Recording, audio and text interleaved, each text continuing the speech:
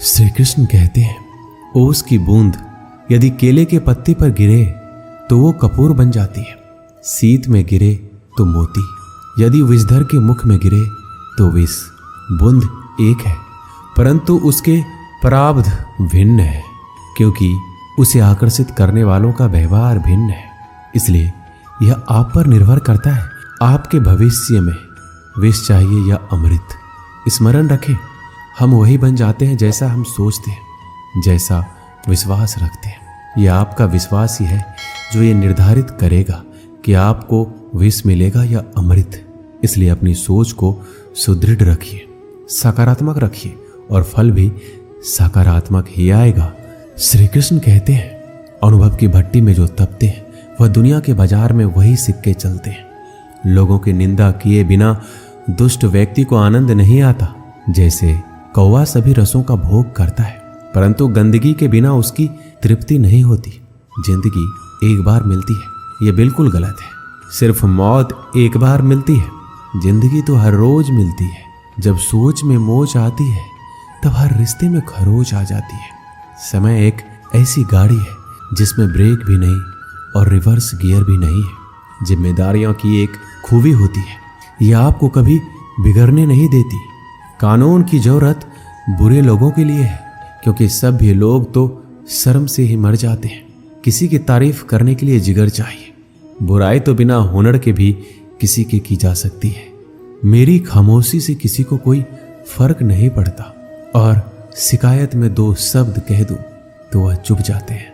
श्री कृष्ण कहते हैं, जब से यह सृष्टि बनी है नदी की धारा और चट्टान के मध्य सदा संघर्ष रहा है, परंतु हर बार चट्टान की कठोरता को हारना पड़ता है और नदी की धारा कोमल होते हुए भी कठोर चट्टान को काट देती है। कभी सोचा है ऐसा क्यों होता है? चट्टान इतनी कठोर और जल इतना कोमल, चट्टान इतना दृढ़ लेकिन जल इतना लचीला होने पर भी सदा जल कठोर चट्टानों के माध्यम से अपना मार्ग बना ही लेती है। कारण केवल एक ही है और वो है लगातार चलने की क्षमता। जल बढ़ता रहता है, चट्टान अडिग रहती है। इसी कारण जल चट्टान को काट कर मार्ग बना लेता है। इसीलिए लगातार चलते रहें, रोकिए मत, क्योंकि चट्टान जैसी हर समस्या को आप भी जल की तरह काट सकते हैं। श्री कृष्ण कहते हैं, हम क्या करते हैं इसका महत्व कम है, किंतु हम उसे किस भाव से करते हैं इसका बहुत महत्व है। फल कुचलने का हुनर भी सीखिए। सांपों के खौफ से जंगल नहीं छोड़ा करते। उदास तो बहुत रहे मगर कभी जाहिर ना किया सब ठीक है, बस इसी शब्द ने सब संभाल लिया। अनुमान गलत हो सकता है पर अनुभव कभी गलत नहीं होता, क्योंकि अनुमान हमारे मन की कल्पना है और अनुभव हमारे जीवन की सीख। अगर लड़ना ही है तो अपने कड़वे स्वभाव से लड़ो जो किसी को अपना नहीं होने देता।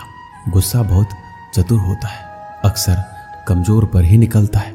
धूप बहुत कड़ी है, बदन जल रहा है, कुछ तकलीफ जरूर है पर घर चल रहा है। वक्त वो तराजू है जो बुरे वक्त में अपनों का वजन बता देता है। जिसमें नुकसान सहने की ताकत हो वही मुनाफा कमा सकता है, फिर चाहे वह कारोबार हो या रिश्ते। श्री कृष्ण कहते हैं, जिम्मेदारियां भी खूब परीक्षा लेती है, जो निभाता है उसी को परेशान करती है। कहीं ना कहीं कर्मों का डर है, नहीं तो गंगा पर इतनी भीड़ नहीं होती। जो कर्म को समझता है उसे धर्म को समझने की जरूरत ही नहीं।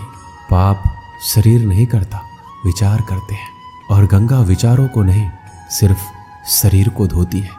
शब्द का महत्व तो बोलने के भाव से पता चल जाता है, वरना वेलकम तो दरवाजे के गेट पर भी लिखा होता है।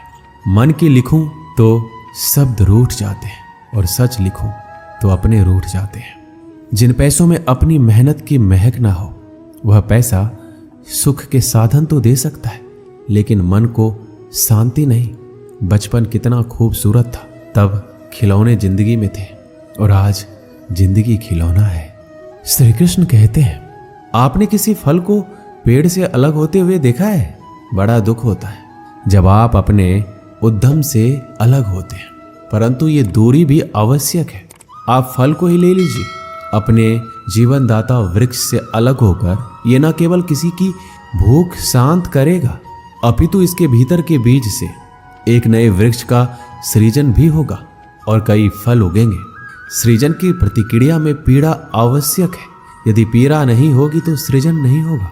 पीड़ा अपने उद्यम से दूर होने में, इस फल की भांति हम मनुष्य को भी अपने उद्यम से अपने सगे संबंधियों से अलग होना पड़ता है। और यही अलगाव एक नए सृजन को, एक नई सृष्टि को, एक नए विकास को जन्म देता है। इसलिए ऐसे अलगाव से दुखी मत होइए, उसका स्वागत कीजिए, क्योंकि ये विकास की नींव है। श्री कृष्ण कहते हैं, गलत फहमी में जीने का मजा ही कुछ और है, वरना हकीकतें अक्सर रुला देती हैं। जब तक रास्ते समझ में आते हैं तब तक लौटने का वक्त हो जाता है। यही जिंदगी है। प्यार नहीं बिकता किसी के लिए, मगर इंसान बिक जाता है अपने मतलब के लिए। जब तक किसी अपने से धोखा ना मिले तब तक समझ नहीं आता कि जिंदगी क्या है। काश उस जाते हुए वक्त को रोक सकते, आपके साथ गुजरा हुआ हर समय जोड़ सकते। मुझे नफरत पसंद है, लेकिन दिखावे का अपनापन नहीं। शीशा कमजोर बहुत होता है, मगर सच दिखाने से घबराता नहीं है। श्री कृष्ण कहते हैं, अपराध वो भावना है जिसके कारण संसार में सदा दुख ही व्याप्त रहता है। हम सब अपराधियों से घृणा करते हैं, उन्हें कोसते हैं, परंतु क्या कभी विचार आया है कि कोई भी जन्म से अपराधी नहीं होता? तो ऐसा क्या कारण है कि कोई इतना बुरा बन जाता है कि वो बुराई की सीमा ही पार कर जाए? कारण है कामना। यदि कामना पर नियंत्रण ना रखा जाए, यदि कामना को पूर्ण करने के लिए परिश्रम ना किया जाए, तो वो तृष्णा में बदल जाती है, और तृष्णा लालच में, और लालच छल में, और छल करते ही मनुष्य अपराध की ओर अपना पग बढ़ा देता है। इसलिए ये अत्यंत आवश्यक है कि मन की कामनाओं पर नियंत्रण रहे। यदि मन पर नियंत्रण रहेगा तो अपराध पर स्वयं ही नियंत्रण हो जाएगा। हम सबका मन करता है कि हम जीवन में ऐसे शिखर पर पहुंचे जहां हमसे ऊपर कोई ना हो, जहां हमें कुछ करने की आवश्यकता ना पड़े। कुछ लोग इस शिखर पर पहुंच भी जाते, परंतु उनका मन सदा विचलित रहता है। मनोरंजक बात है ना कि जिस विश्राम को पाने के लिए हम इतनी मेहनत करते हैं, इतना परिश्रम करते हैं, वो हमें मिलता ही नहीं। कारण स्वयं सोचिए, वन का राजा होने के पश्चात भी सिंह को शिकार करने के लिए परिश्रम क्यों करना पड़ता है? क्योंकि राजा होने का अर्थ ये नहीं कि वो सदा सोता रहे और मृग स्वयं उसके समक्ष आकर कहे, आइए महाराज, मुझे खाकर अपनी भूख मिटाइए। तो ये समझ लीजिए, कार्य आपके परिश्रम से संपन्न होते हैं, केवल कामना से नहीं। यदि आप नीचे हैं तो सदा स्मरण रखिए कि आपका परिश्रम ही आपको ऊंचाइयों पर ले जाएगा, और यदि आप ऊंचाई पर हैं तो वहां पर भी रहने के लिए आपको निरंतर परिश्रम करते रहना होगा। अर्थात परिश्रम से मुक्ति नहीं है, क्योंकि परिश्रम ही जीवन है। वीडियो अच्छा लगा है तो चैनल को सब्सक्राइब करें दोस्तों, लाइक करें, कमेंट करें। जय श्री कृष्ण।